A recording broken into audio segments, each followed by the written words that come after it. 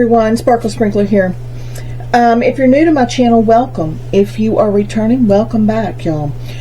I'm filming this in the present time because I wanted to kind of explain what you're going to be seeing on this first video of what I'm calling technically the first part of this square series. Even though there have been, I think there's 4 parts out now. The first one was me opening up the Coudils.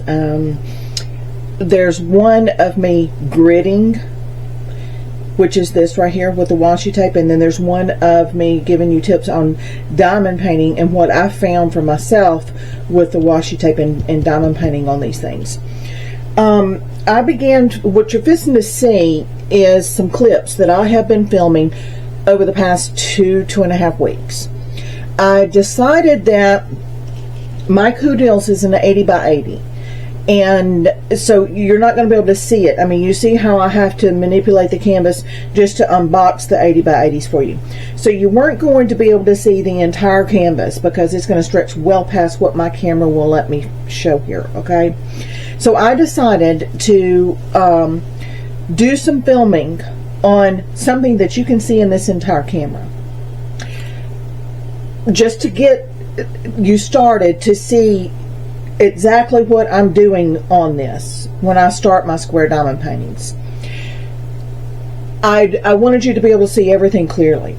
So when I started filming these, I hadn't planned that I was going to attach these to the beginning of me starting my Coudils. But y'all, as I turned the camera on, I thought of things, I'd turn it on, film, turn it off, come back to it, think of something else, turn it back on, film, turn it off. You're going to be seeing that throughout this video.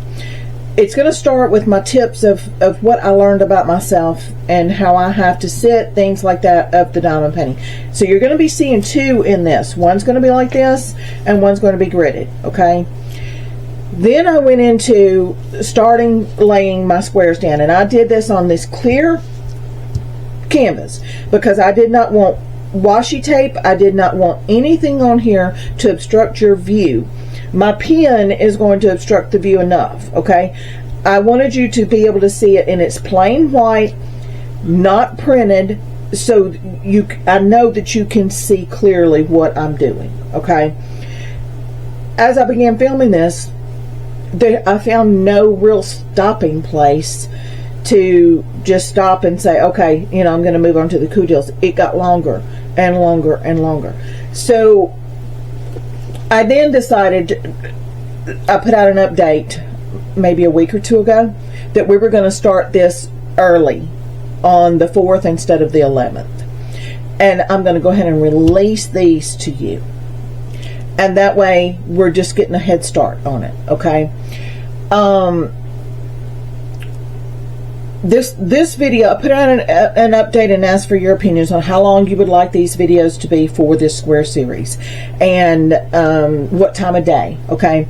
Majority said hour to an hour and a half. This one, there was no stopping point on this first part of what I do to get my diamond straight. So I had to just keep filming and filming and filming. And y'all, I'm listening to be editing that thing and piecing those parts together, and this can easily be an hour and a half to 2 hours long on the first one. And I'm only done with the beginning stage of what I do to get this done. It's taking me longer because I'm having to talk you through what I'm doing, okay? Then I said, okay, I'm just going to release this set first. So what you're going to see today is the beginning phase of what I do to get my diamond straight. This is just the little piece of beginning of it. I'm going to be filming over the next week the next part of it, so you'll be seeing part of it on this canvas today, and then next Wednesday you will see what I have completed, and I will get it to the point of I'm ready to start the Coudils now. Now I know that you see clearly on this entire canvas. You can see the whole canvas. You can see on a blank canvas what the diamonds are doing. And then I'm going to move to the Coudils. Okay, so these first two videos are going to be, you'll be seeing this one and this one in the first video. Next week's video is going to be a blank, and I've already started the diamonds on it, and I will pick up from this video where I left off and pick up and begin filming for next week's video. Okay, then I'm not going to stop on this until I know that I've got the entire phase of what I do to keep my diamond straight done, so I know that you can see everything. And so it may be an hour and a half, 2 hours next week as well. I don't know, because I haven't started filming it yet. Then the following week, which I think is the 18th, the next third Wednesday, let me get my calendar out. I will have my kudos on this table, and we will begin diamond painting, y'all. But I just thought this, to be the 18th. I just thought this would be the best thing, so I know you can see the whole canvas for what it takes for me to get my square straight. Just remember that what you're seeing today is not what it takes. This is just the beginning of what I have to do. Okay, so it may be a little confusing, it may be a little what is this? Okay, but next week it's all going to make sense once I start filling this in. Okay, I'm not going to do this whole section. I'm just going to do what I have to do to get my diamonds on here, to get started, to get the rest of my diamonds to lay straight. So there'll be some fill in here, but it's not going to be a completed portion, and I'm only going to do about this much of it. Okay, so you're going to have two parts of this because it's just going to be too long. It'll be a 4-hour video if I don't break this up. I could have done it to where I did, you know, broke it up to an hour video once a week, but then that would be a month before I get to get that deals out, y'all, and I'm ready to start that deals. I'm ready to start diamond painting with you.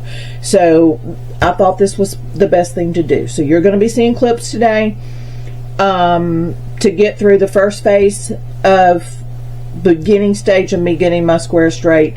Next week is going to tie everything together. You'll understand more once I put more diamonds through here of what I do. Okay, so I just wanted to kind of give you a little preference of what is coming in this video today.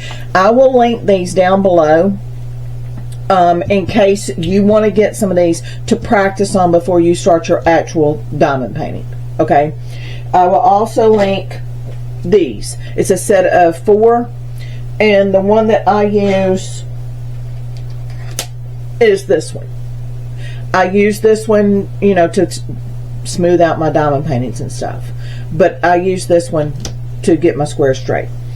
So I'll leave a link for these two in the description in case you want to practice. I will also leave a link for some spare drills in case you want to get some square drills. I found a link that's in the other video. It's like $5 for, I don't remember, thousands of diamonds, and you can practice with those because I'm only using one color in this video. You'll only be seeing one color. I'm not doing color changes. That'll come when I get to the deals. Okay, this is just, I wanted you to see the entire canvas. That will hopefully help us from not me having to make extra videos along the way of someone saying, I couldn't see clearly, what were you doing there, can you back away and let me see the whole thing. Hopefully that'll keep us from having to do that, and you know, we can run smoothly with it. And y'all, if you have questions along the way, don't hesitate to ask me, because I will come in and do an extra video to clarify it. Okay, I'm a visual person. I have to see it to understand it most of the time. So if you have a question, do not hesitate to ask, because I don't have a problem making another video to clarify something or to explain it a little differently or a little better. So y'all take what I give you here and tweak it to fit what works for you, because what works for me may not work for you, but it'll give you a good launching pad to kind of come up with some ideas of what's going on with you with getting your square straight. Okay, because mine is not cast in stone. This is how you put square diamonds down. This is how I finally found that worked for me, and hopefully it will help you to come up with a way for them to work for you. Okay, All right, y'all. Here we go. I am so excited, and I'm so ready to get that Coudils out and start diamond painting on it. I've got it gridded, I've got it ironed, I've got the diamonds sorted and in the containers. I'm ready to roll. I'm ready to get this going. So we're going to do this today. Next Wednesday will be me placing diamonds within this area here to kind of show you how I do with my hand, my tray, all the things of what works for me to keep my diamonds straight. Then the 18th, we're going to be ready to diamond paint. I'm so excited. Okay, y'all. I'm going to send you over to the clips that I filmed. If you have any questions at all, y'all please leave me comments, okay? All right. Take care. Hi everyone, Sparkle Sprinkler here. This is going to be the beginning of my first video technically the first video for this square series. And I figured this would be the easiest thing to do this way. So you can clearly see the canvas, because with a printed canvas, well, it's going to be harder for you to see what I'm doing.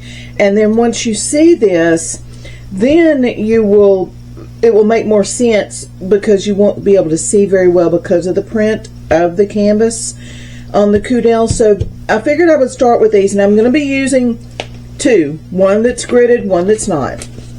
I'm just going to be filming over the next 2 weeks. It's mid-January. I'm just going to be filming as I think of things.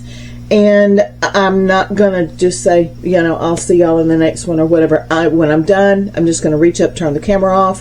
When I think of something else, I'll just come back on, turn it on, and just carry right on through. That way you're not constantly hearing me, I'll see y'all in a bit or whatever. So this is going to be a little different for me. So, you know, we're just going to see how this goes. But I thought what I would do first is talk to you about what I learned about myself while learning to do these squares. There was a lot of things. Let me get a tray out.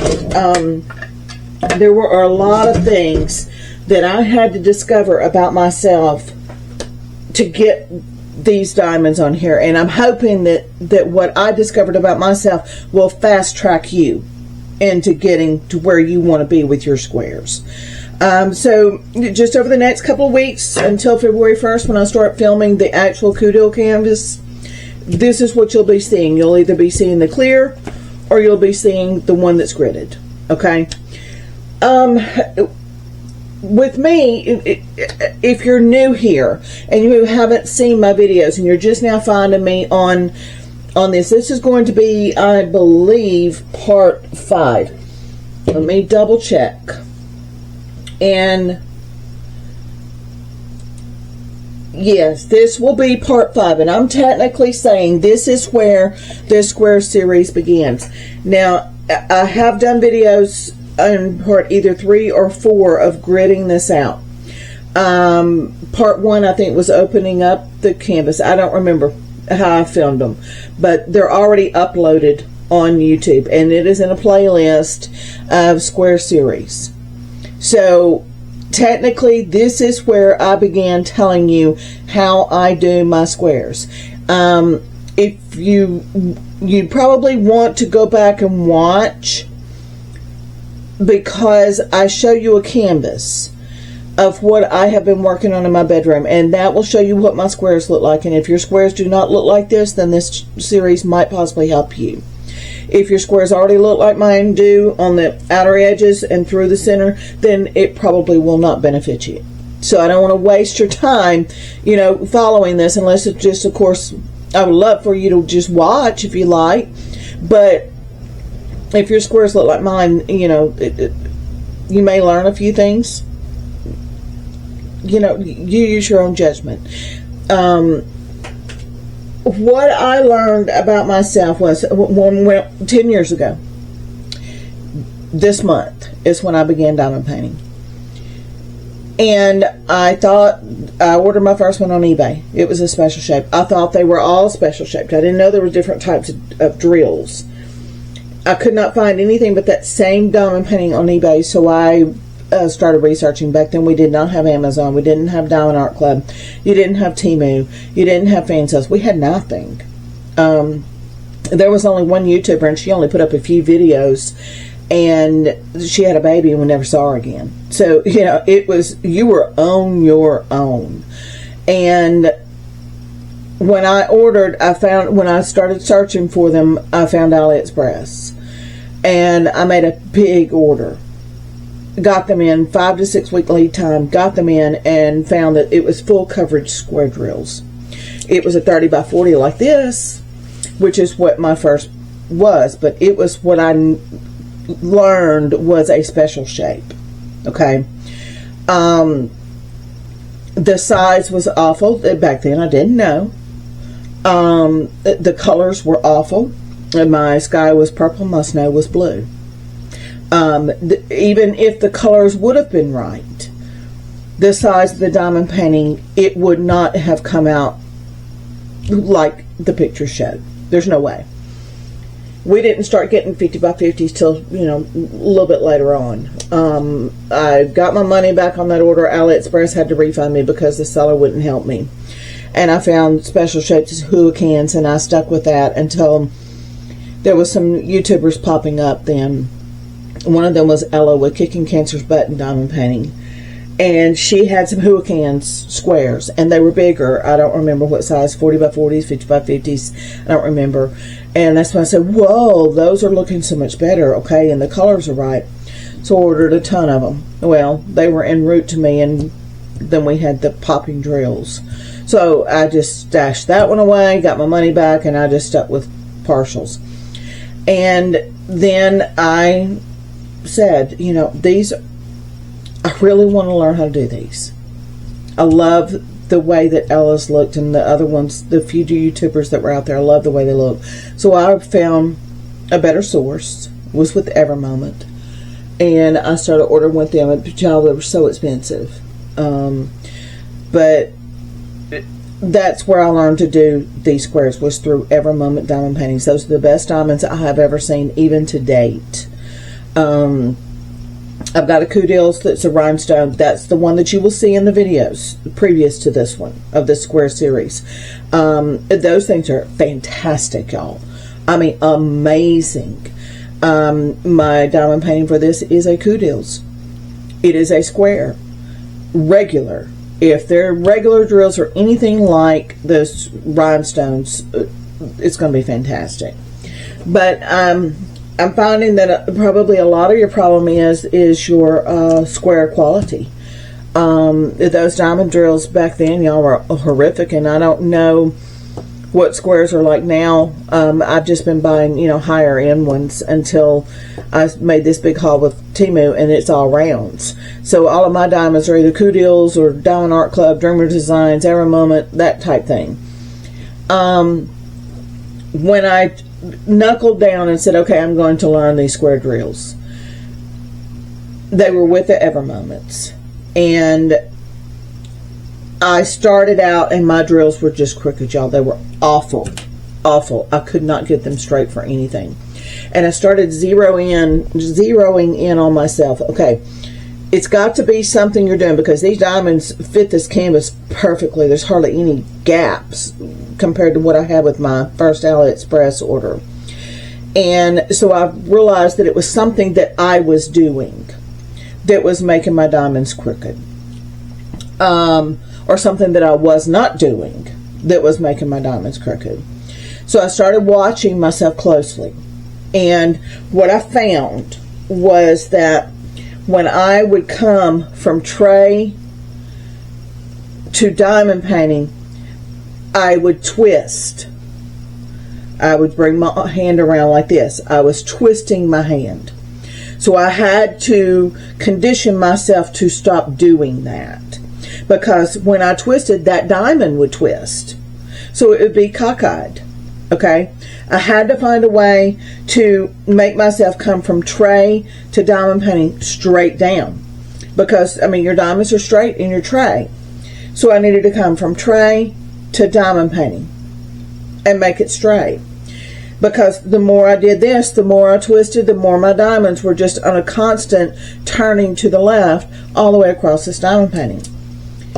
So what I learned to do was First of all, in my bedroom, which is the table I started out on, my chair is fixed. I'm sitting in a recliner. I cannot move that chair. So I said, okay, let's say this is a bigger painting, which is what I usually work on. So I'm going to pull this over and we'll have two paintings. Let's just say this is a whole diamond painting. I would be sitting here. This is my central location. And I know I have a couple of men that watch this. You're going to hear a lot of this. This right here is the center of my boobs. Okay? So this is the center of my diamond painting. This is the center of where my chair would be. And here's my diamond painting. And what I was doing was, when I just focusing in on myself of what are you doing, and I pulled out some of the bad diamond paintings to work with this. I didn't want to continue with my ever moments because they were so expensive. But I needed some practice, so I pulled out some of the older ones. And what I was learning, like I said, right here is the center of my boobs. Okay? Therefore, I was sitting in my recliner here, and my diamond painting was strung out across my table. Well, I learned that when I was doing from here to over here, I was reaching. I couldn't move my chair. My diamond painting couldn't move because, well, I would have to drag it all the way across my table every time. So what I got was an easel, and it's a 30-inch, I think. It's on Amazon. And then I got a light pad the width of my diamond painting. So I've got a 30-inch easel and a 34 inches A1 light pad. And it makes it easy because, well, my diamond paintings a lot of times are 80 centimeters, which is 31 inches. So my easel was shorter than my diamond painting.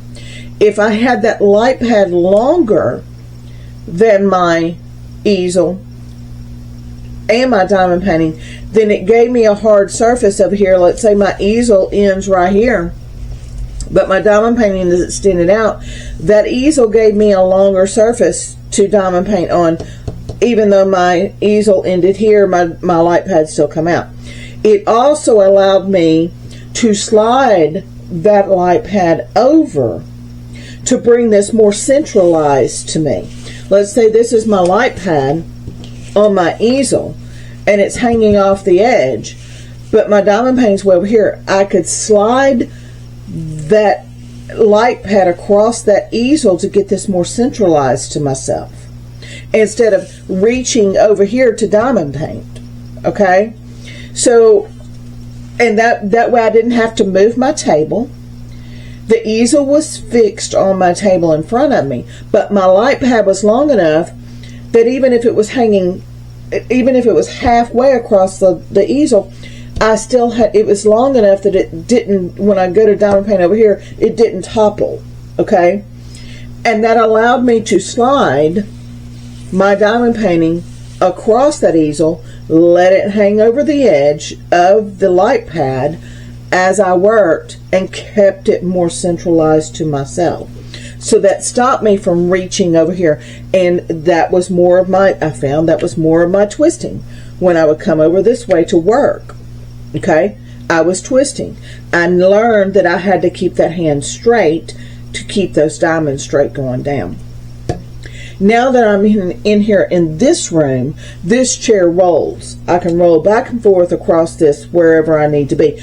I still use the easel. When I work on this Coudils, you're going to see I've just become adjusted to that easel because I found that I need a little bit of a slant. I cannot work flat down like this. It kills my shoulders. It kills my arms, my back. But if I have that easel just on the first notch, it's just enough slant that I can see my diamond painting and sit up straight, be above it looking down rather than hunched over working on it. That also helped me. So that easel is a staple. That is a have to have in my diamond painting. And I have 3 different styles light pads. I have an A1, A2, and A3. And it depends on what I'm working on. If I'm working on a partial or a special shape, 30 by 30s, I use the A3. If I'm working on something a little bit bigger, I use the A2. If I'm working on the big 80 by 80s or larger, I use the A1.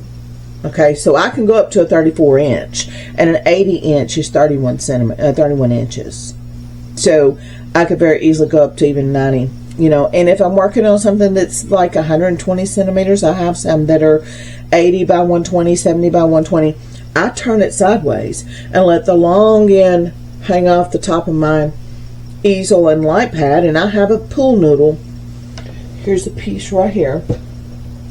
I bought these off of Amazon. It's already pre-cut, and I just take this. It comes in a real long tube, and I take this and I put it over the top of my light pad, because my light pad is higher. It's higher up than my easel. Now my A2 is not. So when I'm using the A2, this is on the easel. When I'm using my A1 light pad, this is on my light pad. And that allows, if you put this on the edge of your light pad across the top, it allows your diamond painting to hang over it and roll instead of be a hard crease. Okay, it's easier on your diamonds, it's easier on your painting. I will leave some links once this posts up. This will be February 12th when this posts up. I'll leave some links for you for my easel, my light pads. I use one brand. The reason I like it, many reasons. It has 10 different levels of brightness. It has 3 different levels of warm, cool, bright. It has a cord that comes out the side of the, here's the light pad, the cord comes out the midways, out the side. Well, maybe not midways, it may be a little bit higher, but anyway, it's a cord that comes out. And then you have a controller that plugs in. It's kind of like, it has a connection, sort of like a headphone instead of a USB. I cannot tell you how many light pads I have had that the USB port got loose, and the light pad was still fine, but the USB port was trashed. This is just a plug-in. Your controller then goes to your electrical socket, and it has a 3-year warranty. And if the controller goes bad or your connection gets loose, they just send you a new cord that plugs in. As long as you protect the cord that comes out the edge of your light pad, it's a little pigtail about that long. As long as you protect that and don't let that get bad, then they can just send you a controller and you're good to go again. So I use the same brand light pad, all their sizes. They even have one that is battery rechargeable. I have one of those as well. But that allows me to work on longer diamond paintings, and it rounds over the top of my light pad or my easel, whichever size I'm using. And it doesn't give a hard crease to where it bends your diamond painting. It gives it more of a curve. Okay. I'll leave links. I'll have links to all of this. In fact, let me get me some notes started here, because this is going to be a long one, y'all. Okay, so I need to link you with light pads, and I need to link you with pool noodles. What else was it? Easel. Okay, so I'm just going to just start me another list, and y'all are going to see this. You'll see me pull out this tablet, start writing down as I'm pulling this camera out, or just sitting down to the camera. So, you know, this is just going to be, you know, just a laid back. This is not a full production thing. This is laid back. I'm making notes as I go. I'm just turning the camera on and off. I will have to, the way I have to sit to keep you in the view, I will have to take every 15-20 minutes. You'll probably see me reach up and turn the camera off to stretch, because I'm not sitting in a natural position, because I'm trying to stay in the view of this camera for you so you can see everything that I'm doing. So just be prepared that you may see, you know, I think I can piece them together and it be just a flow, but you will see it where I've moved, because I may be sitting here when I turn the camera off, and I may be sitting over here when I turn it back on. So you'll see those, but you know, I'm not just going to tell you I'm going to turn off and take a break. every time. But as I think of things, I'm just going to turn this camera on. Right at first, there's going to be a lot of talk, but I'm fixing to get into how I sit, what I have to do, and the things that I learned about myself to get these to work. Okay? Okay, for now, I'm just going to act as if this is my light pad, okay? When I'm in my bedroom in that fixed recliner, I have to slide my diamond painting across this light pad, or my light pad across the easel, whichever I have to. I learned that I have to keep myself centered because I'm right-handed. Now, if I were left-handed, it would be the opposite, okay?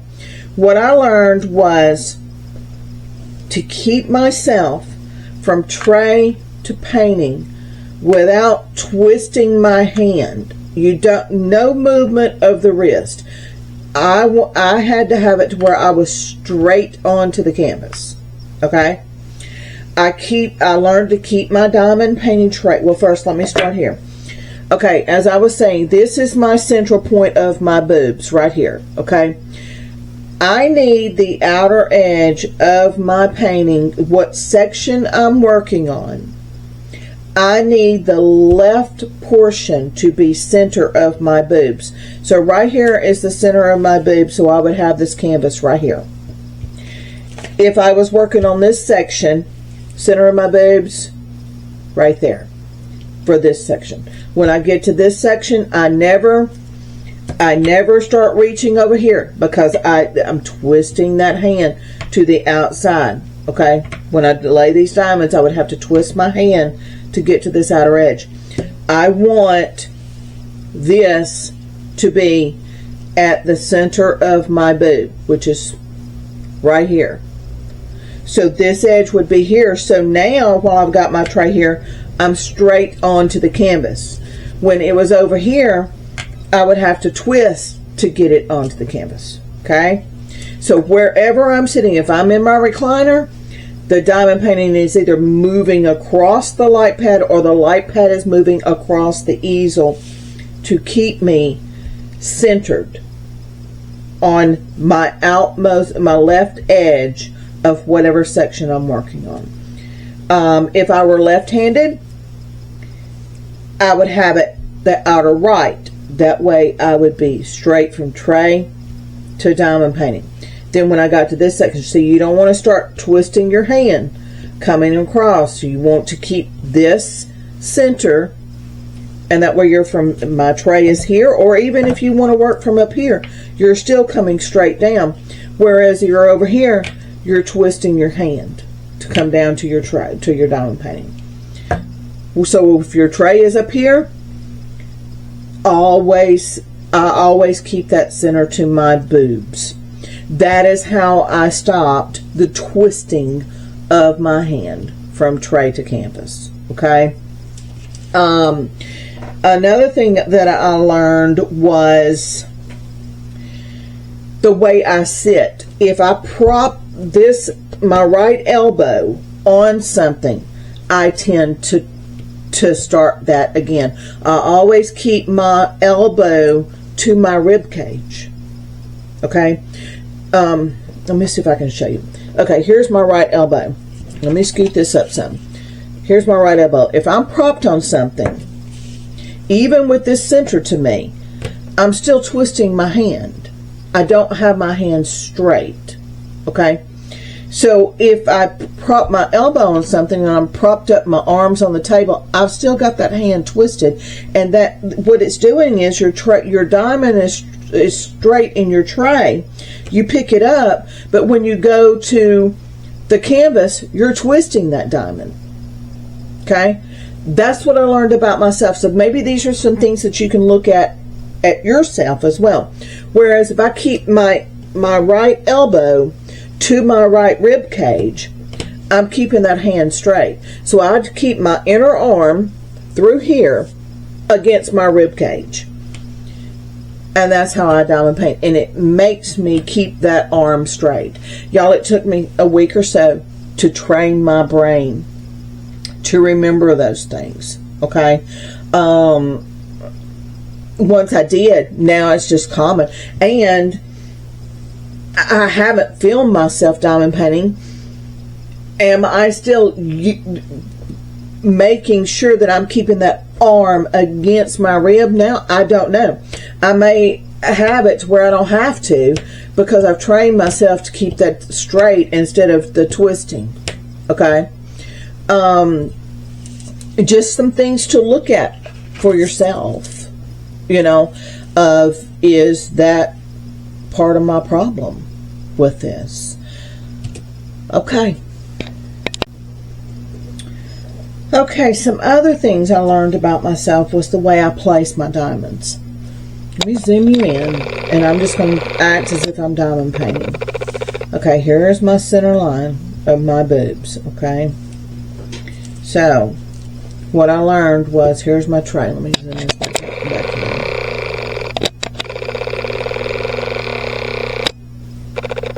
Okay, picking up, let me scoot you forward. Picking up from my tray and going, here's my center of my boobs right here, okay? I'm working on this section. I learned I always keep my tray down here. You know, if I'm up higher, I may have my tray up, you know, up further up the canvas. It just depends. Like I said, I haven't filmed myself. I don't watch myself anymore. I just do it now. I don't think about it. So I may learn some things through this videos about myself and how I'm diamond painting these things now. I know this is what got me started. And once I continuously just did it this way, y'all, it never fails. Every time I don't see this little booger until I start talking on this camera, and then he or she makes his presence known. So we're just going to let him do whatever he's going to do, okay? I'm not folding canvases and all that, so I'm not so worried about him getting injured. He just crawl wherever he wishes. I tend to diamond paint with my tray down here now. Like I said, I may find in the videos that it's up here or on the side. Don't know. But what I learned was, when I went from tray to canvas, what I needed, oh, I moved my diamond painting, there we go. What I was doing was, I always either put the diamond up, let me zoom in a little more. I want you to be able to really see what I'm doing here. Okay. I don't know, like I said, I'm going to learn about myself now, how I'm diamond painting. But what I learned was I always put that diamond on the line. Right here would be my diamond, and roll that diamond up. Okay? Or I would come from the side and roll that diamond over. But my hand is always straight. So let me zoom you back out and you can see. Okay. I would go from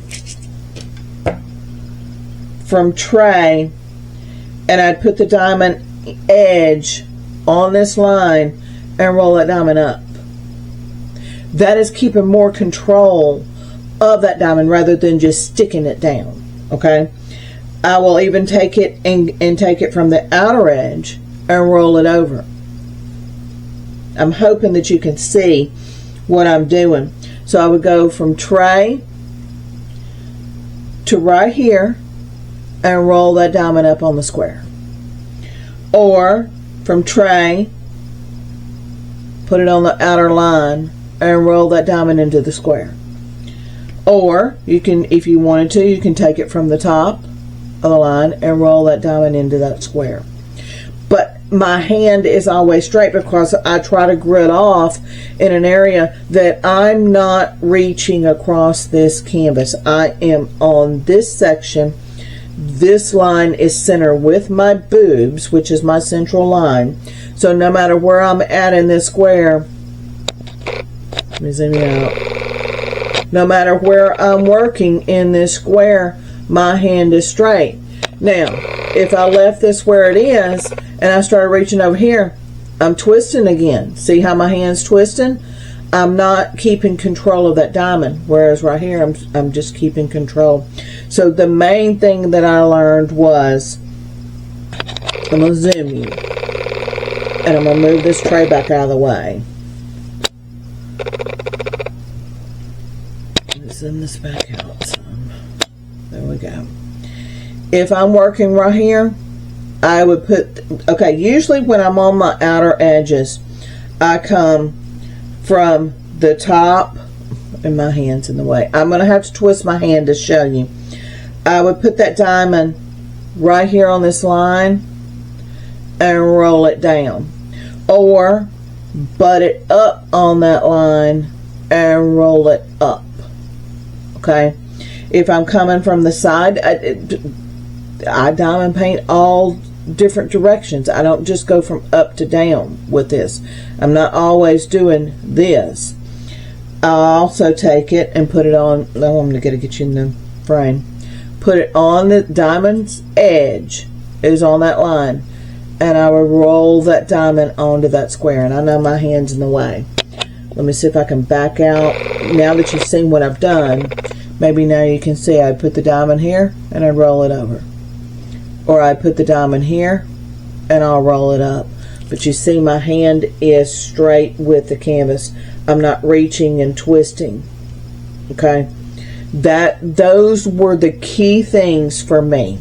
Was keep that hand straight, start the diamond on the line, and roll that diamond into place.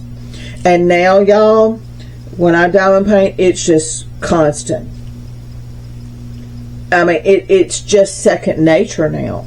So that's why I suggested maybe you getting some of these sheets to practice these techniques. Watch yourself as you're diamond painting before you start your actual piece that you're going to work on for this series, and see how you place your diamonds. I also found that when I started focusing in on myself, I was not just diamond painting. Okay, I was watching what I was doing, and I was faking myself out, I guess you could say, because I was paying more attention to how I was placing the diamonds rather than just placing the diamonds.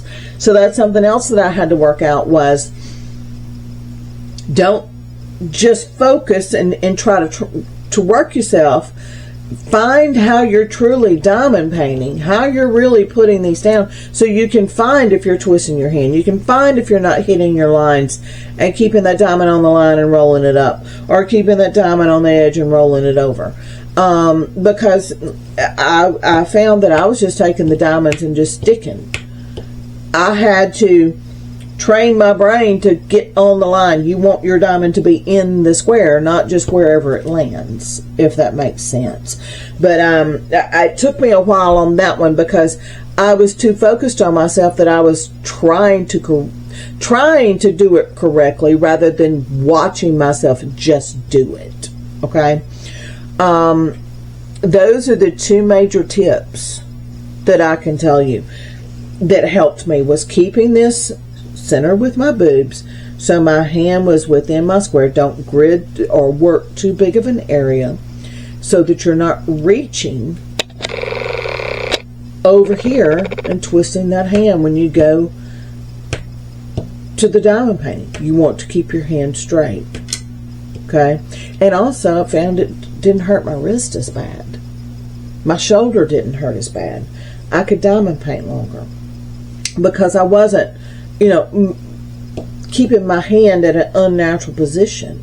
This is keeping my hand just like this, and I just rock that diamond on. It's going to be interesting for me to watch myself in these videos, and I imagine I'm going to be more focused on myself. Are you still doing it that way? You know, rather than just sitting down and just diamond painting and not thinking about it. Am I still having to focus on catching that line and rolling that pin up? Am I still catching myself with getting that line and rolling my pin up? It's going to be interesting to watch myself diamond painting this and see how I diamond paint now, because I really don't know. I just know how I had to figure out what was going on, of why my diamonds were always turned. My corners of my diamonds were always cockeyed to the left. And I had to figure out what was causing that. And this is what corrected my problems. Okay. before I turn this off, let me see if I can think of anything else. Like I said, you can keep your tray over here. Just remember, when you're crossing over, you have the possibility of twisting. You probably want to keep your tray. I always try to keep my tray up here. It's going to be interesting to see if I'm able to keep my tray over here now and come straight over. Or do I have to go up and down with it? It's going to be interesting to watch myself in this, y'all. So I'll be learning about myself now versus 8, 9, 10 years ago of when I finally got these diamonds to where I keep them straight. Okay. Okay, we're gonna start putting some diamonds on a blank canvas, y'all. And I did not grid this, so what I'm going to do is I'm marking me a black line to know where I've cut my plastic. Okay. I decided not to go with a grid on this because I wanted you to have full view of what's happening, and then we'll just kind of move from there. Let me get me a piece of pink wax out of here. I said in the beginning of this that I see this as kind of like building a home. If you build a home on sand, it's just, you know, there's not going to be a good strong foundation there, and it's just going to crumble. I see these the same way, that you have to have a strong foundation for the diamonds, for the squares to be straight for me. I use pink wax to hold my sheet back for me while I diamond paint. I don't use cover minders or anything like that. So I'm going to put my pink wax right here, and I'm going to fold this back. I try not to work, I don't want my grids much larger than this, okay? This keeps me in control with my hand. And I'm sorry about this light. I'm going to be zooming you in a minute, so this will be gone over here. I want to have control of my hand, so I try to keep my grids small. It's easier on this because, well, I can see grid lines, whereas when it's on a printed canvas, I can't. So I just eyeball it. And like I said in my gridding, I may have even here, but on up it may get smaller or bigger or wider or whatever, you know. So we're going to start by how I start off my diamond painting on a square. And I start trying to get my foundation built for that square painting. I have got some of the worst diamonds here, okay?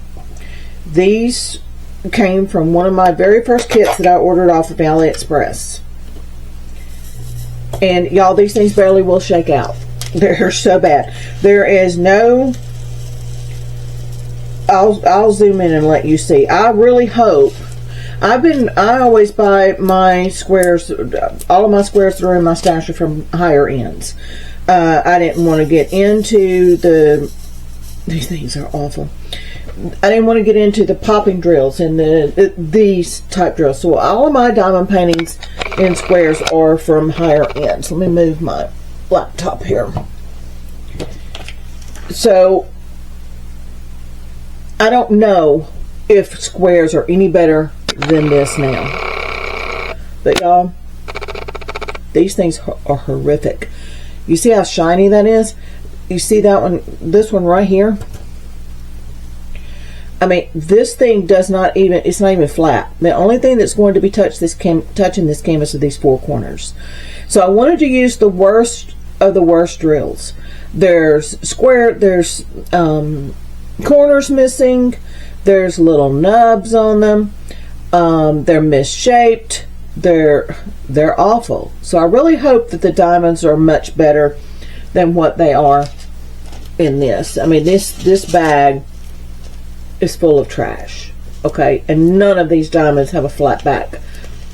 I don't know how we diamond painted with them, but we did. Okay. when I'm working on my diamond painting, I always keep the edge that I'm working on closest to me. Okay, so what I do is when I'm working, I always start up here is where I start, and I work left to right and right to left. Okay, so I'm going to turn this so this is closest to me, and remember, here is my center line here of myself, so that edge is right square with me. Okay, and what we're going to do is we're going to make one row of diamonds all the way around this diamond painting. Get your zoom so you can see exactly what I'm doing here.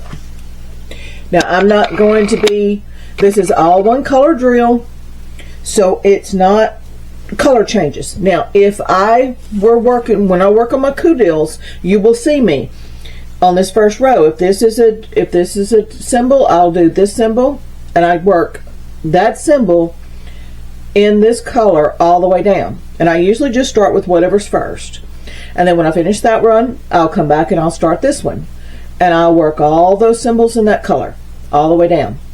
Then I come back and I work the symbols until this row is complete. Okay, so my tray is right here. I'm going to put my first diamond right there. Now that I've got you zoomed in, let me turn my light up here so I can see a little better. I'm having to sit more hunched over because to keep you in the camera. That's why I'm having to take breaks, because I'm hunched over this. So when I start the coudils, I'll be taking a break about every 20 minutes just to stretch. And I just put these down, but just remember these are all one color, so I'm just putting them down. If I was working on a regular diamond painting, I would just be doing that one symbol of this color all the way down, and then come back and start again. Okay, and you'll see that when I do the coudils. This is just so you can see what I'm doing, because it's easier on this plain canvas than it is with that print. That diamond may not stick. Some of these might not stick on this canvas. I mean, they're the worst of the worst, but I wanted to use them in case some of y'all have bad diamonds, so you know you can work with it. And I'm not used to pink wax, y'all. I'm using this stuff out. I'm used to my e-painter, and when I start with my coudils, I'm probably going to use the e-painter. I'm using this pen so you can see better. This pen is they worked for me because it's all we had when I started, but now that I've gotten used to others, it's harder to work with. And I usually do about 20 diamonds, and then I set this aside. I'll zoom you down, and what we're going to do is we're going to take our little spatula here.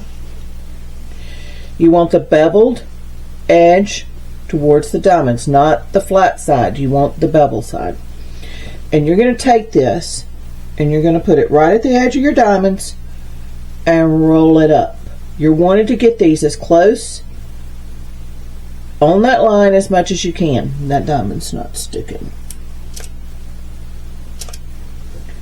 You want to get them as straight as you can. It doesn't have to be perfect right now.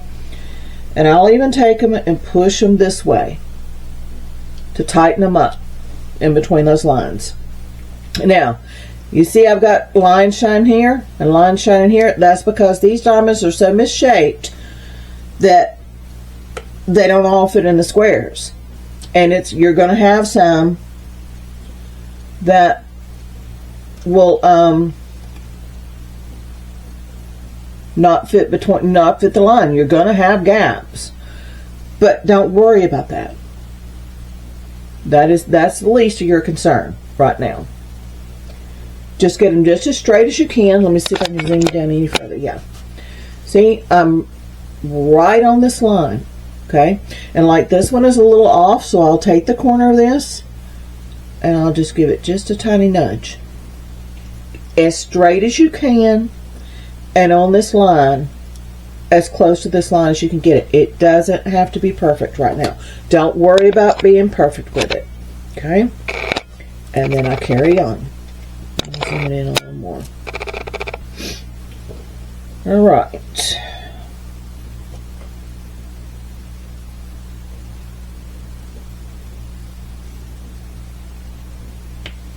It's kind of hard for me to see. Once I get my Q-deals on the table, I'll get my easel out. And it'll be more at an angle, more of what I'm used to working on, and it'll be easier for me to see.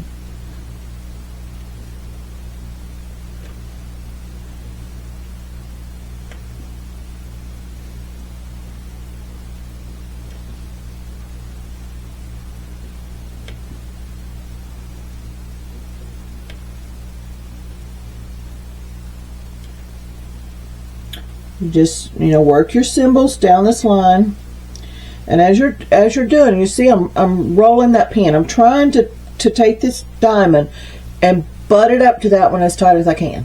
Okay. Let me see if you can see what I'm doing. Put it on that line and roll it into that diamond. Okay.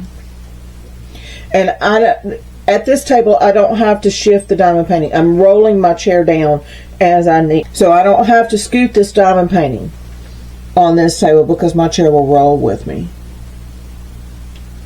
But you want to butt these up to that diamond the best you can. And watch, if you watch my pen, you'll see I'm rolling it into it, okay? That's what I was showing you earlier about placing my diamonds. I'm either this way or rolling it this way or rolling it this way because I'm butting it as tight to these as I can get it.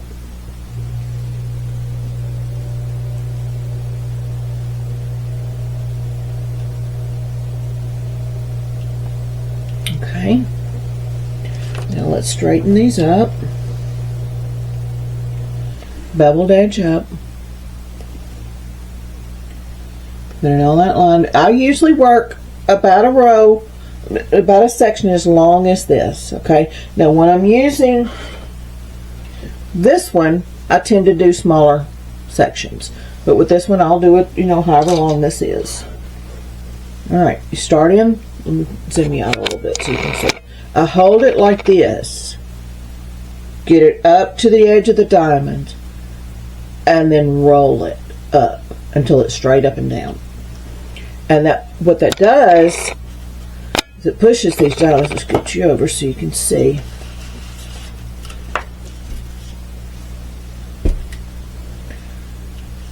What it does is it gives you a straight edge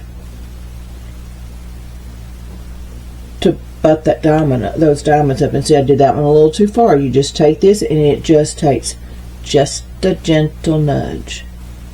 Nothing serious. And these diamonds are bad, so they're not going to be sticking to this canvas like I would like. Okay.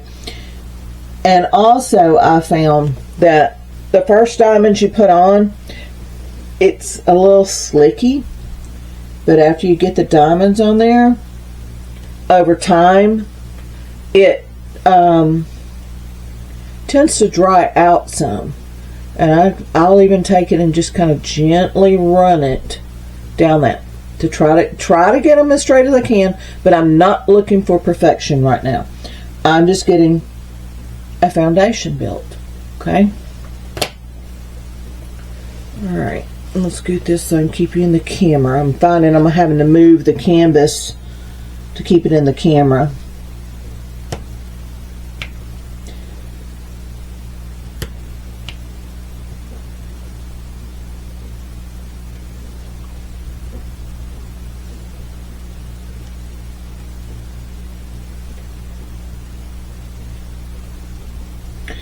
I don't know if you can see, I'm starting it on this line and rolling that diamond into these.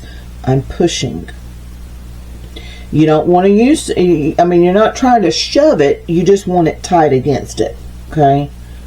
You're not trying to move this row, you're just trying to get this as tight to that row as you can.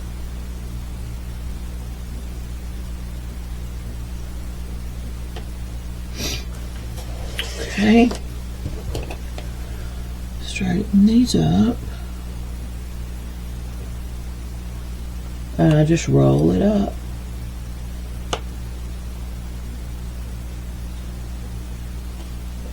There we go.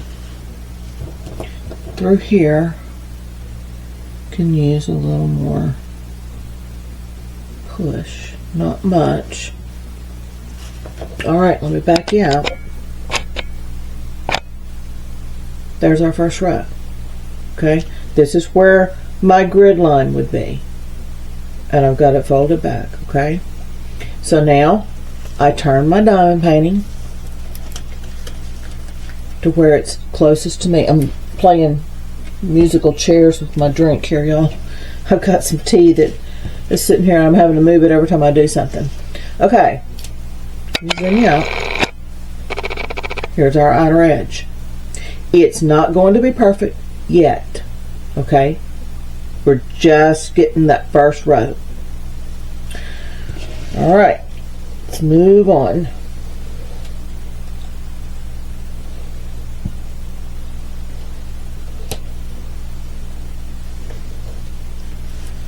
Okay, now I'm going to be rocking them this way. Okay?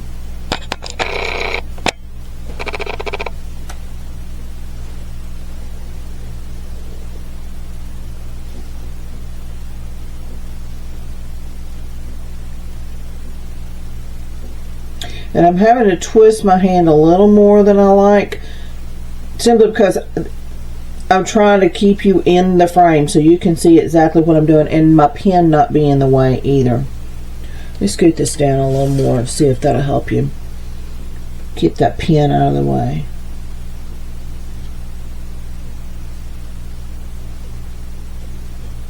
Let me see if I zoom this out, if you can see a little better. Now that you see what I'm doing up close. Not really. I'd rather you see up close than not see it all. I'm just basically putting this edge of this diamond. I'm putting the edge of this diamond, and I'm going to have to twist my hand out here. Putting the edge of this diamond on that line and rolling it over to butt up to these. Okay, this one's not wanting to stick. Then it pulled my wax out. That's what happens when you've got bad drills. It'll pull the wax right out of your pen. Okay, let me get some more wax, and I'm going to see what I can do with this diamond, because that one may not work. Let me see if I can push it down. Yeah, it's stuck. Okay.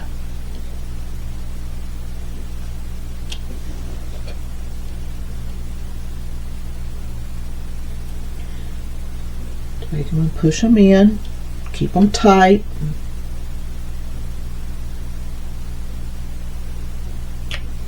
And there's times that you'll just have to take the corner of your spatula to bump a couple into place. Just like that. Now, like I said, if it has a little wave to it, don't worry. If these were good diamonds, I could take this spatula and I could push them. But when I push on these, they're wanting to buckle, because there's not much of the diamond stuck to the canvas. But when I work on my coup deals, you'll be able to see it better. I just try to get them as straight as I can, and then we'll worry about getting them perfectly straight a little later. Just like that.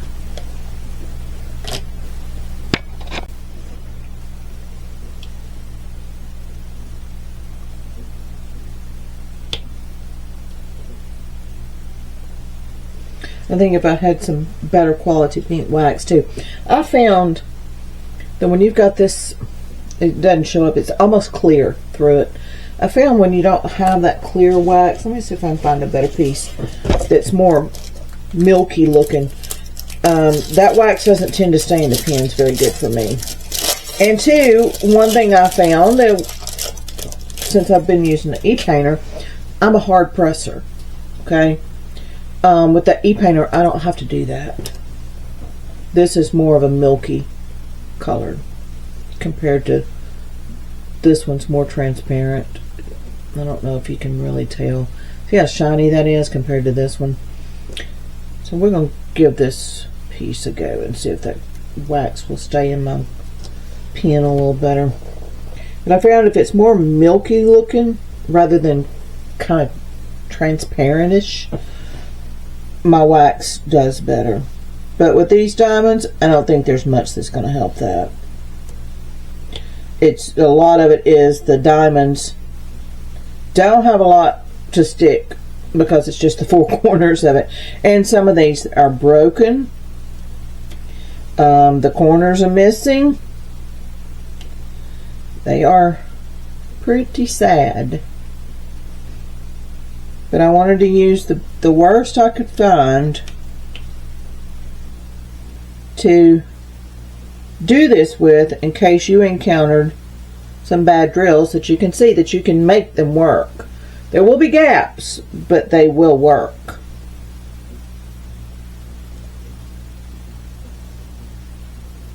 And you can see, I usually don't place my diamonds like this, y'all. I'm not on top of it. I'm way back here reaching for this thing. So I'm not on top of it. I can't see what I'm doing. So my diamonds don't usually go on this bad. But that, as you see, you don't have to put them just perfectly straight on here, because you can use this little nifty thing to get them into place. That diamond right there is smaller than the others. That one is not sticking very well. Let's see if I can push it any. Not a whole lot. So you can take just the corner of this to push just one diamond down if you have to. Okay. I get them just as straight as I can on this first row. As we move forward, you'll understand. Let me move you back down some so you can see what I'm doing.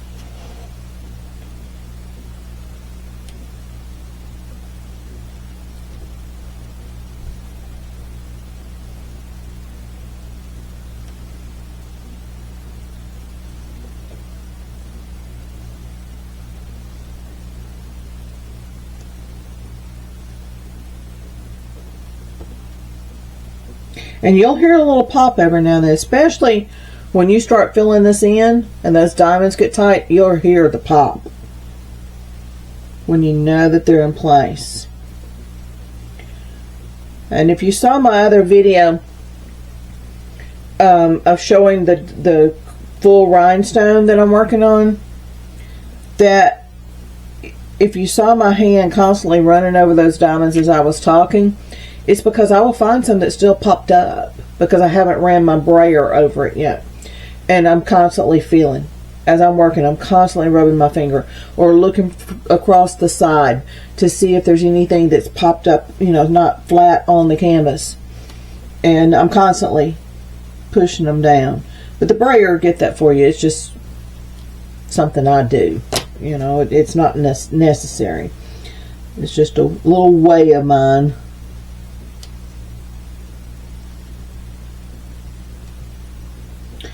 Okay, I'm coming up on my grid line here.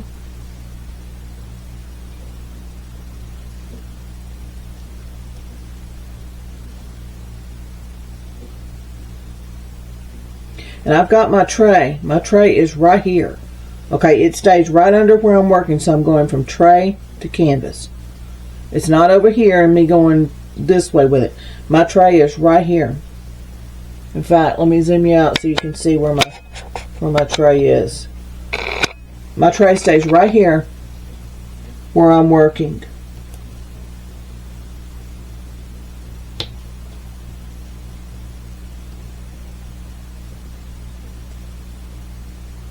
Okay, that's going to be the end of that. Alright, let me zoom you back in so you can watch.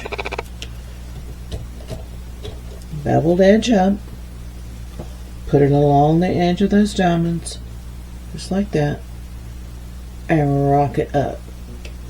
It does not take a lot of force because these things move, okay? Now, I want to show you something. I've got them pushed in as far as I can go with it. Let me zoom you in and show you something real quick. Watch this spot right here. That's as far as it'll zoom. Let me hold it up. You see? Well, it's not going to let me show you. There is a gap between these diamonds. Okay? You can see the black line shining through those diamonds, especially right now. See that? Now watch what happens. Right here is the spot. Watch what happens. When you zoom away, you cannot see that. It is only you're seeing it up close. Always remember when you're working on these things, especially squares, up close is not what you're going to be seeing. If you ever question it, step away from it. Stand up above it. Get your phone camera. Look through the lens. You cannot even see the gaps now. And just this right now is straight-ish, okay? We're not even, this is just the beginning of this. This is not what keeps my diamonds straight. We'll get to that once we get this outer border done, okay? But look how straight those diamonds are already. Just by doing this, and we've been at this, what, 20, 30 minutes? And look how straight those diamonds are. This thing right here is your saving grace. I started out by putting a ruler and sticking it to this glue and getting it all the way across that black line as far as I could. And it was just too bulky with that ruler there trying to get my diamonds in. And then when I pulled the ruler up, the black lines were shining. And that's where I found these to start pushing. And then I thought, wonder if I could hold a debit card up there. So I held a debit card. Still had that gap. I never could get it to where anything straight was perfect to where when I laid my diamond, it was on that line. It was either way up or way below. And so I said, one day it just clicked, and I said, look, you're using this to straighten these up after you lay something into this glue. And then when you pull that off the glue, it's messing your diamonds up. You're still having to use this. I wonder if I could train myself to where I just lay the diamonds down and straighten it up as I go with this. And that's how this became a thing. Okay? All right, we're done with this section. I'm going to lay this back down.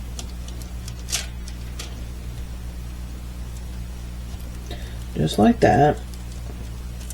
And I will move my pink wax to my next section. Roll this up. And a diamond came off. Y'all, these things, they're not sticking. I mean, this is awful diamonds. Like I said, the only thing that I have holding it down are the four corners of the diamond. The backs are not flat, and they're not sticking. Worst of the worst. So you're seeing that even with bad diamonds, this will work. Okay? Alright, let me zoom in a little further here. Push this up. Now, to get that diamond in right there, I'm going to hold, just take my finger, pull this sheet back, put my tray right here, and I'm just going to pick a diamond up and put it right there. And I'll take my pen and push it into place. Then I can lay this right back down. Okay? These things, y'all, they will not even shake out. They're stuck together. I mean, there's diamonds that are stuck together. We used to have grinders that we would have to put the diamonds in because they'd be stuck together. You couldn't get them apart. So we'd put them in that grinder, twist it, and at first it was peel bottles that you grind up peels with. And then I think it was Archers came up with the 3D printed grinders, and then everybody just started making them after that. I think it was Archers was the name of it. I forget. But I mean, since I've used higher ends, I don't know if they still stick together like that or not. Maybe if you've worked some diamonds in squares, but you can still see right there's that line. But when you back away, you can't see it. Do not worry about that right now. We will fix that, okay?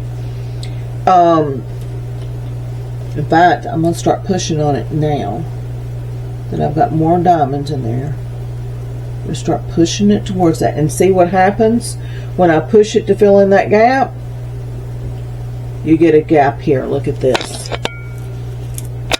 When I pushed to fill in this gap, it created a gap right here. That's why I've said, when you do this,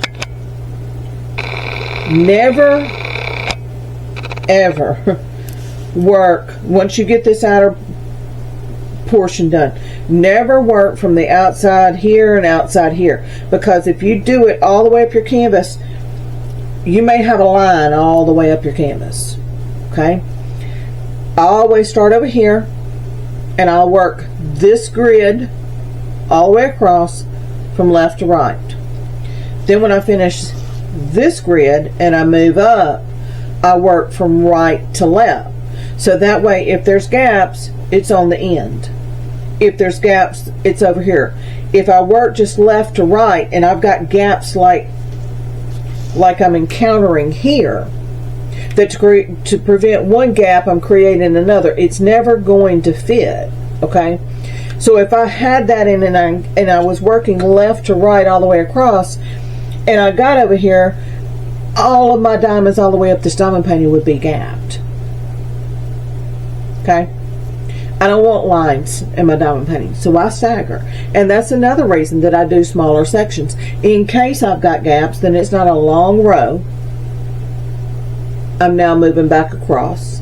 And there's times that I'll do this area here, get over here, start realizing that I'm having a lot of gaps, and I'll start working right to left to break that up. Okay, there is no, I don't do it the exact same way every time. I do it by what I need to do to make this work. And if I'm working this section and I get all the way across here and I start seeing, ooh, I got a couple of gaps there, I might better go ahead and start working right to left over here to break that up.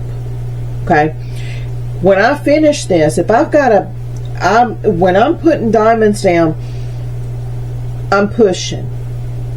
Everything's coming this way. Okay? When I get to the top, if I've got a gap across the very top of this thing, I don't care, because I can run washi tape, or I can put a mat for a frame, or whatever around that.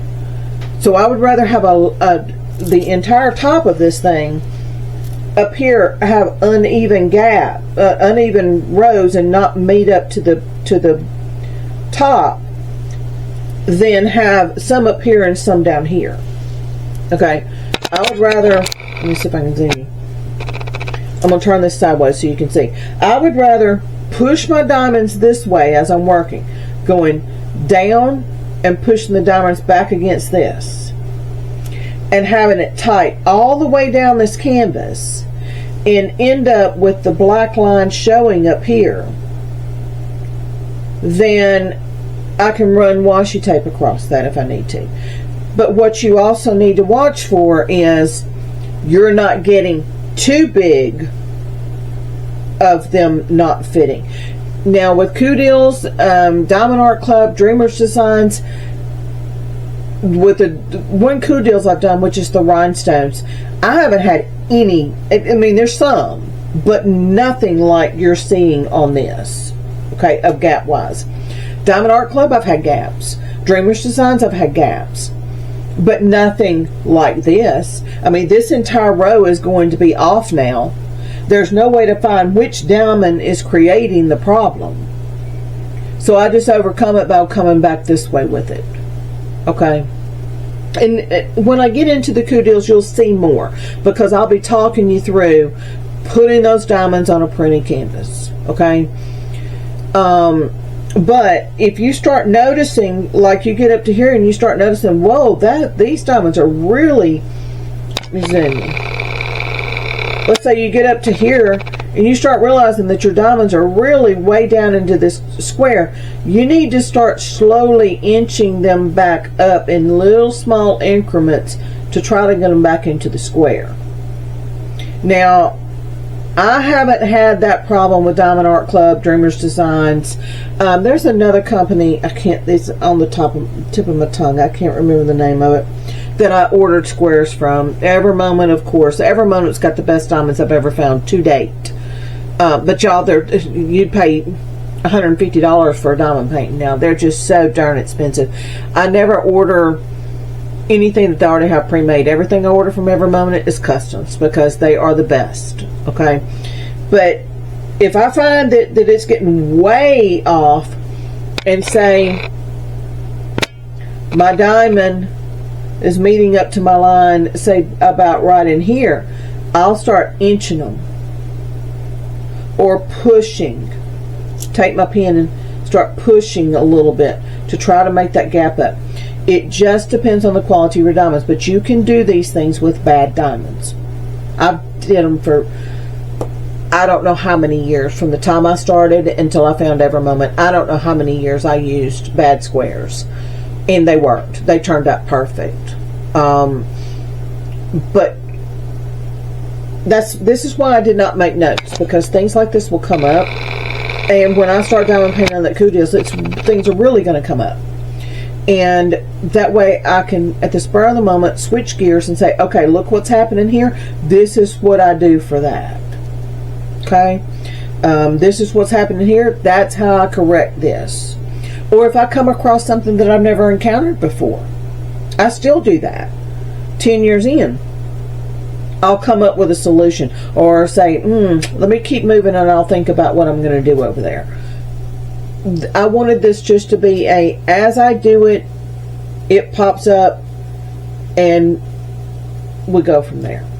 I didn't want notes that I had to stop diamond painting to look at my notes to make sure I'm saying everything I need to say. This is going to be, I'm talking you through my diamond painting. Okay?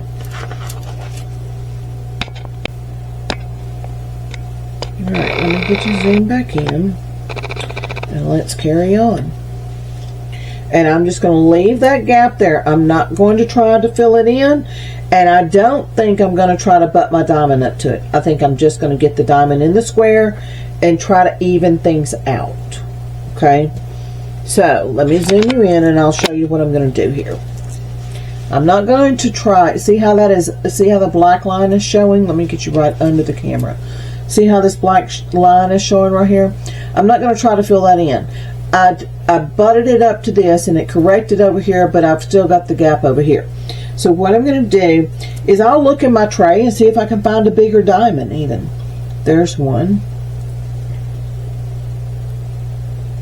And I'm just going to put it right in that square. And then I'll take my little spatula and straighten it up.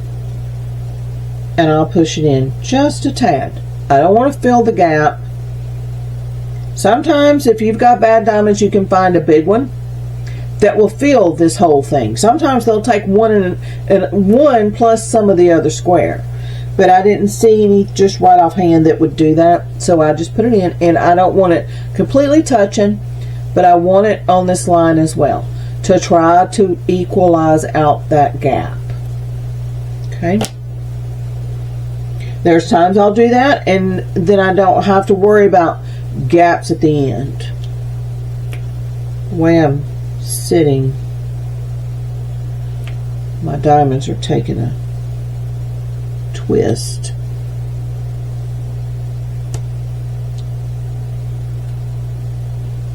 Well, that diamond, see, like that diamond, there's nothing to stick to the canvas.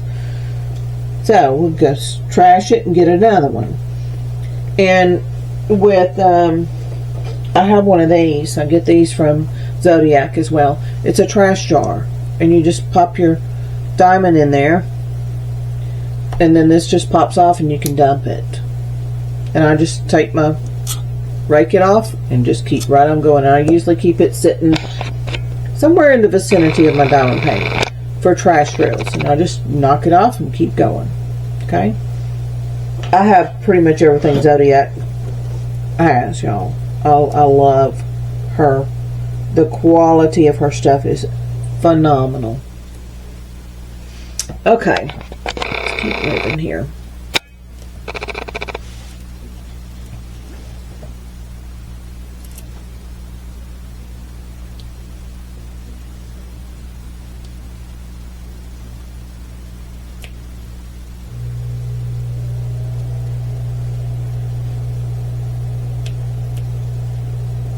That's wax on a diamond.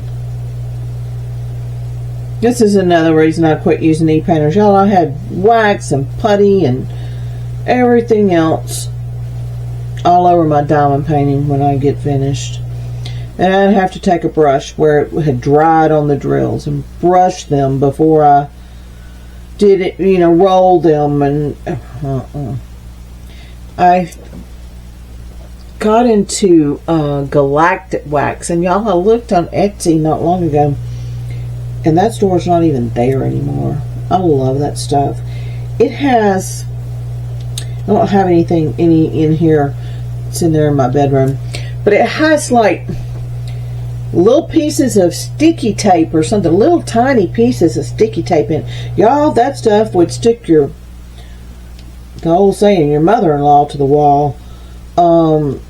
I'm talking, when you release from that diamond, it pops. Okay, let me get my little spatula here. I got one that's an unruly child on here that is really bugging me.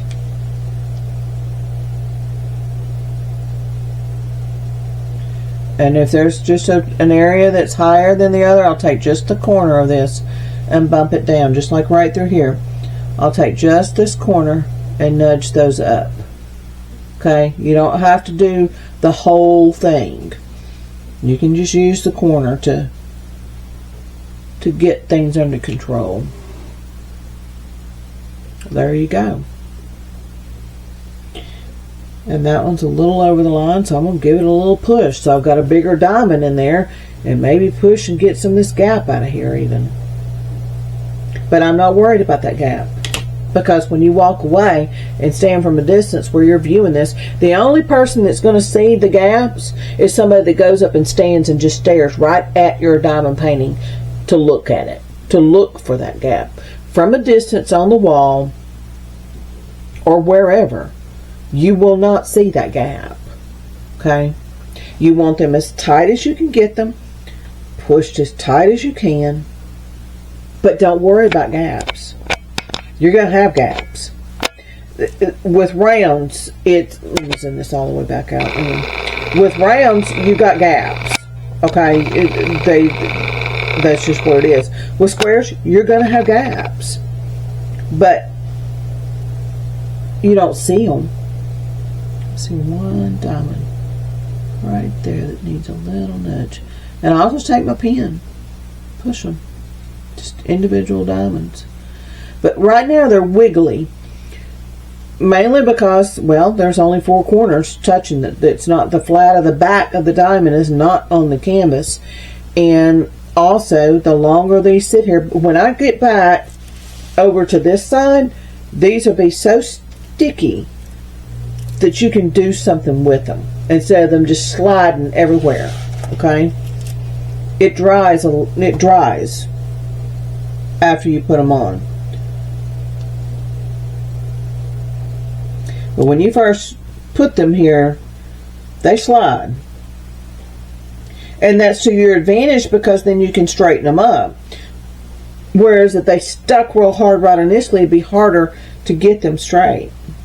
That's why I try to straighten as I go instead of doing it all and then going back and straightening, because it may be dry and I can't get that first row. And this first row needs to be as straight as you can get it, because this is your foundation for what we're doing. And like I said, right now this is all we're going to worry about. It's just getting this outer row on, and then we get to the nuts and bolts of how I keep all of my diamonds in between this straight. Okay, this is just the beginning of it, but I always do one single row around the entire edge, and then I start working to get, I guess you could call it foundation, so everything in between will straighten up. And once you get the foundation, y'all, it's minimal work. This is the work right here. This is the work, getting it set up to where everything in between this is going to be straight. Okay, I gotta hang now, y'all. Let me get my phone. This is the time consuming patience right here. Once you get this done, oh man, everything in between here, everything in between this is just going to be just diamonds. It's so easy. This is the time consuming part. This is the work. Okay, after this, if you take the time to do this, everything else is just easy peasy. Cannot get that filed off of my nail. Ever since I helped my husband on New Year's Eve and busted up my nails, y'all, they have just, and two, it's winter and they get brittle, but man, I have fought with these things. I hang nails like you wouldn't believe. Okay, zooming down and let's continue.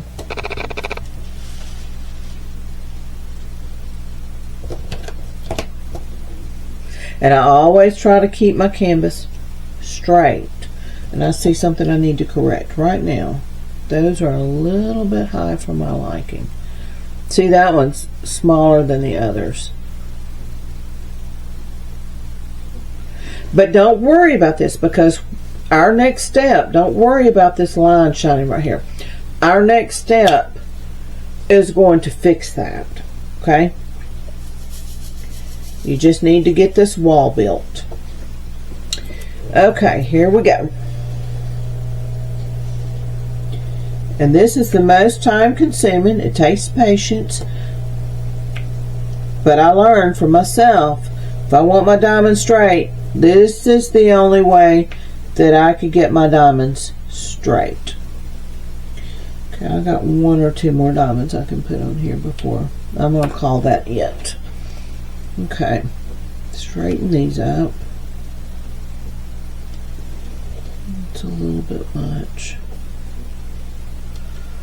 These through here kind of have a curve to them. I want to push those down a little more. There we go. And right through there. So you always are going to find something. They're never going to be totally perfect. You're always going to look back and see something. There you have it. See, like this drill right here, it's too short. It's on the line up here, but it's too short here. There's a gap there. You're gonna have that. I mean, it's going to. And what I'll do is I'll take this and I'll push this down, because I do not want this black line shining. I do not want that black line showing through here.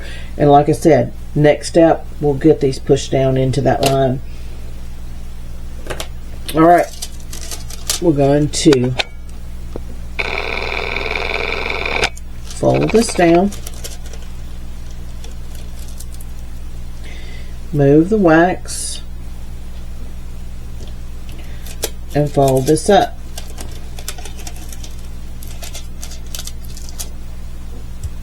Just like that. I keep every piece of paint wax. When I've told y'all before, the only thing that throws away in my drill kit, tool kit that comes in, the only thing that gets thrown away out of this is the paint stick. I pop these off to use with my e-painter. And that is the only thing that gets thrown away. I keep every piece of wax that comes with every diamond painting I get. These are donated to Vacation Bible School, preschool, kindergarten, nursing homes. They use it for paints.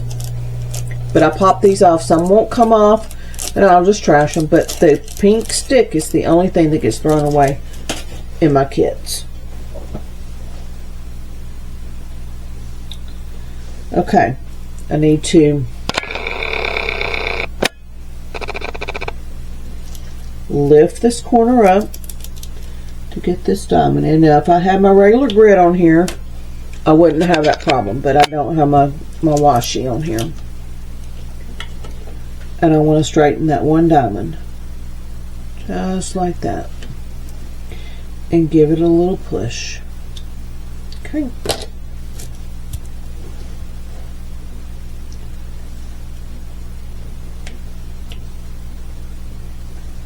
And put that diamond in and rock it into place. Even sitting like I'm having to, and sitting up and this canvas being so far away from me, I'm still keeping that hand straight. So I'm gonna zoom you out so you can watch my hand, because y'all, I'm way back here from this diamond painting. Okay, I'm having to lean into it. I can't see what I'm doing. Now, like I said, when I get my easel, when I get the kudos out, I'll have it a little angled and I'll be able to see better. Okay. See, even with me sitting like I am, my hand is still straight.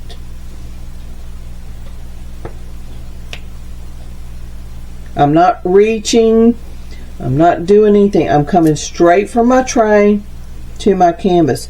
And I learned that if I keep my tray right where I'm working, the center of my tray is usually where I'm working. I've learned that helps me keep that straight too. If I have my tray over here, I'm twisting again. So I've just learned to scoop my tray on down the line.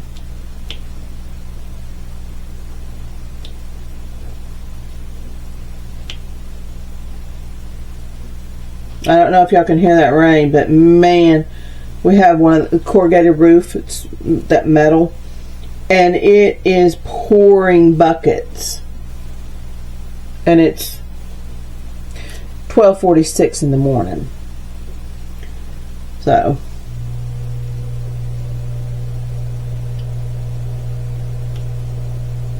this is in the middle of that ice storm, y'all, and we are just now starting to get the moisture, and we turn to ice tomorrow.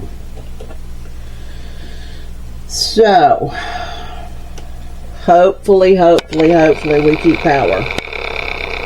But we have a generator if we don't. But still, it's just the inconvenience of it. And it's going to be so blistering cold that I just really would like to keep my heat. If you know what I mean. If any of y'all are in this, I know you're going to be seeing this after the fact. I'm with you. I'm with you on this one. I see another diamond right here that I want to... Where did I see that? Right here. Oh, it's under my plastic. Let me erase it. See, like I said, you're always going to see something that you want to come back and adjust. It's just like with me sitting there talking with you with that diamond painting sitting in front of me. I was constantly running my finger over those diamonds, seeing if anything was popped up. And you may find you do that. Someone else that I showed how I do my square diamonds, she says I do the same thing now. She said I run my finger over these diamonds, all constantly running my fingers over them.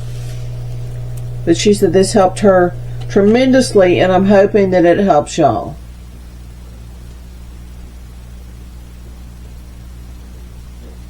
Just constantly nudging.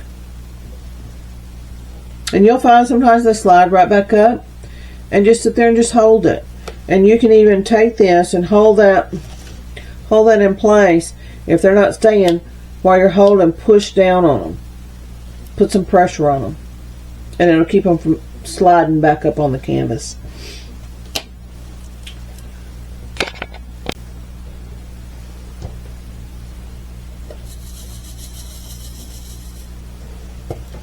Okay. Here we go again.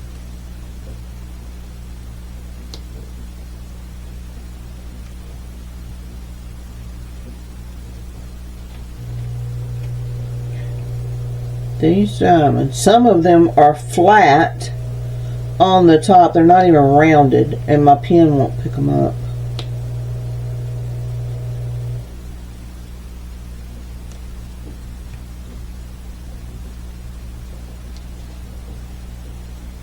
This feels strange doing it with one color. I'm used to just starting where my grid is and doing my symbol of that color all the way, you know, down that section that I've got gridded off, and then going back and starting my next symbol.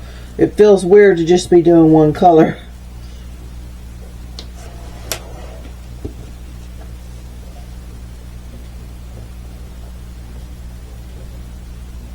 See, like that diamond right there, it's got a hole in it where the mold had an air bubble or something in the mold, and it left a bubble, a hole in the drill right there. We used to have pits in these drills all the time, y'all. Corners missing. You had more junk than you had diamonds to diamond paint with.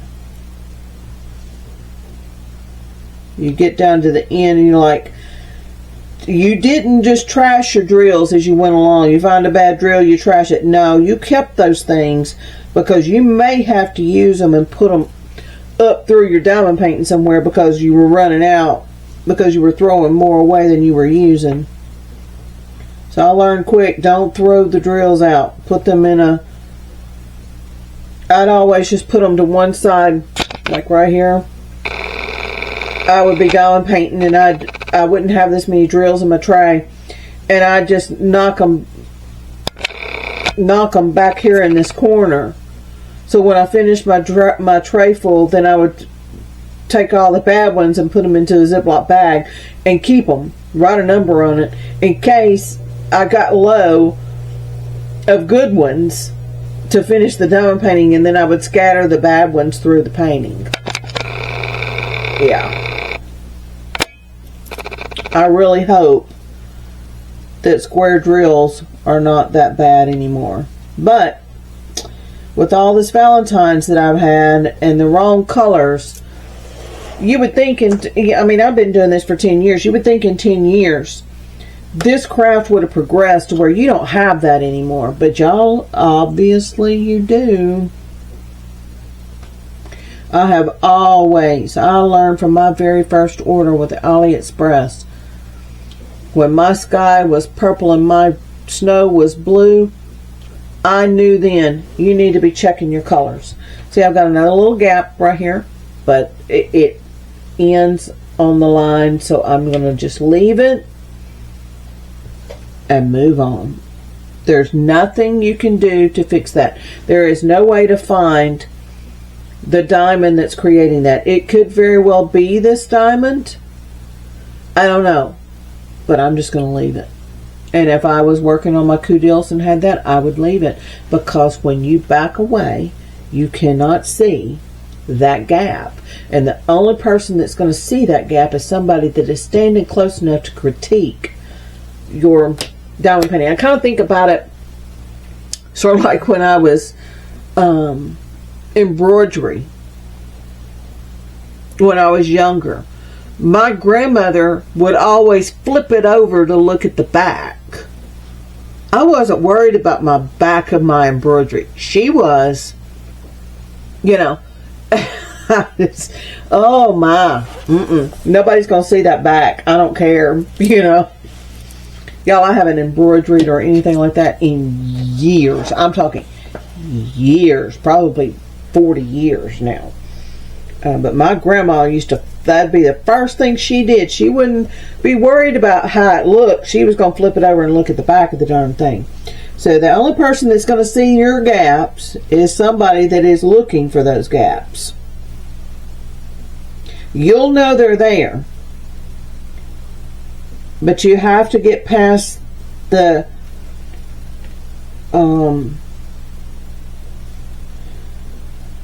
it driving you bonkers. Okay, you have to get past that because there's going to be gaps. It's just, there's no way to avoid it. The only way to avoid that is if somebody laid all the colors down on this diamond painting canvas and cut these diamonds, and then still some would be different shape, different sizes. Now with Ever Moment, y'all, those diamonds fit. I mean, I don't know how they do it, and that's why I always order my customs from them, because when I do a custom, it's for someone special or for something special, and that is as perfect as you can get it is an Ever Moment. But y'all, gosh, they were expensive. I haven't ordered one in a year or so, and they were expensive now. Then they're even more expensive now. I mean, you got to really have something special. I would have loved to have bought all of my large paintings from Ever Moment to put in my stash, but y'all, I just couldn't afford it. I mean, I could probably get, well, what I pay on Temu for those 80 by 80s, anywhere from $20 to $30. It depends. I could get 4 or 5 of those for one Ever Moment. So there was just no way to build my stash up using Ever Moments, even though I would have loved to have.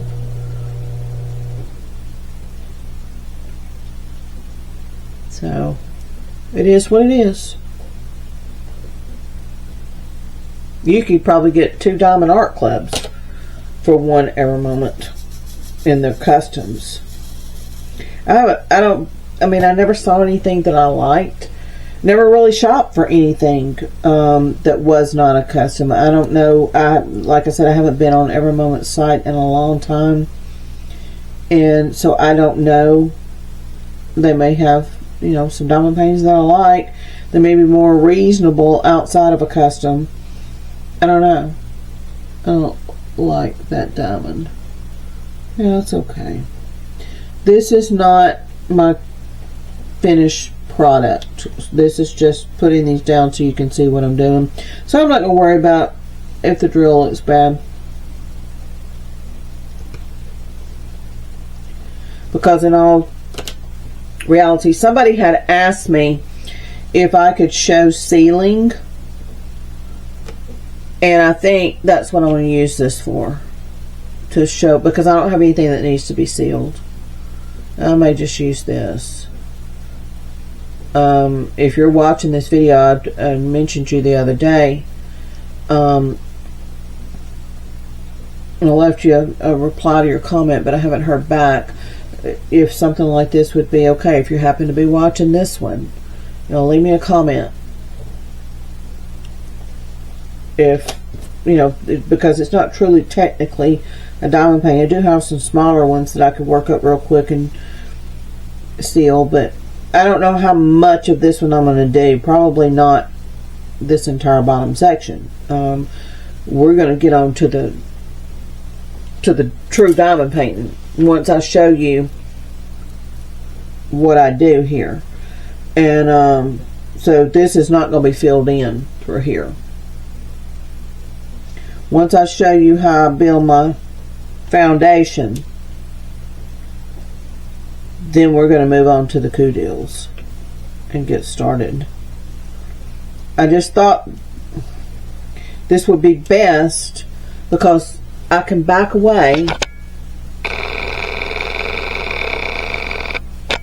and you can see this whole painting, whereas with my 80 by 80 you can't see the whole thing. So that's why I decided to do this, so you can see what I'm doing.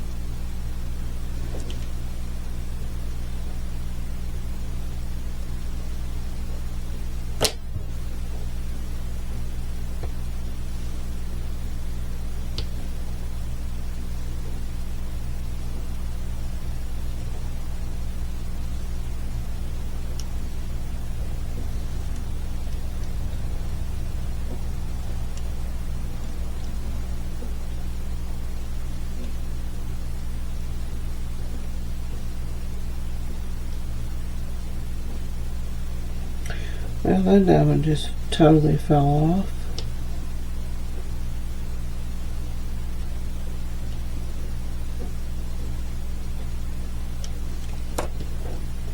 Getting close to the end here. One more diamond. Okay. Let me get these straight.